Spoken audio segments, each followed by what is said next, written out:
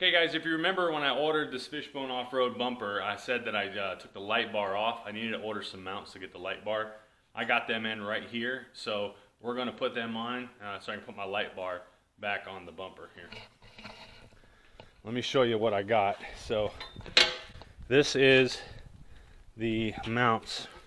They're going to go something like this right here, and then I'm going to put the light bar underneath, maybe underneath there, or maybe I'll do it like this. I'm not exactly sure, but we're gonna put them on there today and see which way they're gonna need to go.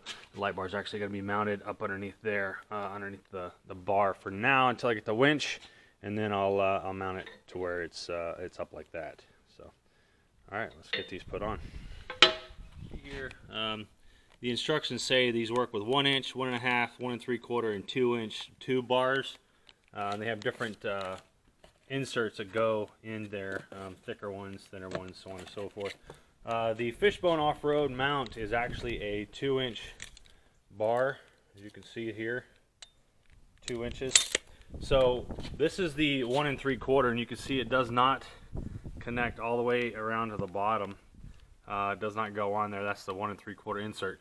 So for the 2 inch bar, they give you these pieces here. It's like double-sided foam tape that you put on there like that, and then you put the bracket itself on, just like this, up on there, how you want it. Okay, and then this stops it from rubbing your powder coating. So we're gonna put this piece on with this bar. You guys see here, the bar on the Fishbone off-road is about 27 3/8 inches wide.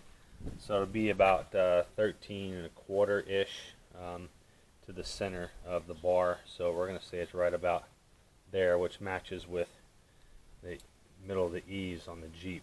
So, and I'm going to put the center there and then mark 12.5 inches width for the bar mounting to put those on. Right, there they are, put on the brackets. You can see here what it looks like there and there.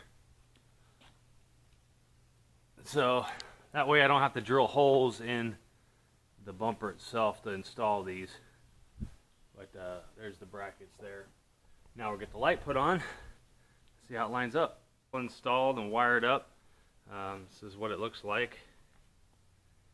You see it's mounted there.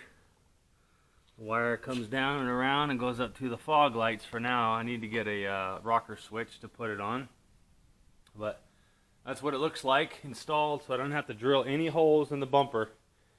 Now, one of the comments in one of my last videos said to put the light on top, so that whenever I eventually do get a winch and flip it, there's no weather marks. But it's not going to matter because the weather marks are going to be in the same exact spot. It's just the light's going to be flipped up and on top of the bar, so the winch could be down below. But I think right now it protects the light. Looks better right now, I think, so I'm going to leave it like that. But that's what it looks like. So let me know what you guys think. Post a comment down below. I'm going to leave a link in the description of where I got the brackets, off of Amazon, of course. And of course the light bar is a 14-inch Harbor Freight spot/flood. Does really, really good. Really like it. Works well with my lights on the A-pillar mount that you see right here. So those are at a 45. Those are my deer lights, so I can see back driving back the road. There's deer in the field that are about to cross the road, or if there's a trail, if I'm on a trail, which side of the trail I want to go to whenever I'm turning. Headlights always point forward, so I need something on the side. But there you go, Fishbone off-road winch guard bumper with the brackets for the light bar. So again, thanks for subscribing, guys. Make sure you guys stay tuned for more on this vehicle build. This is filmed a little bit different than my normal videos. This is using the new GoPro that I got. So let me know what you think. And we'll see you guys next time on the following videos. So thanks very much, guys. Take care. Stay safe now.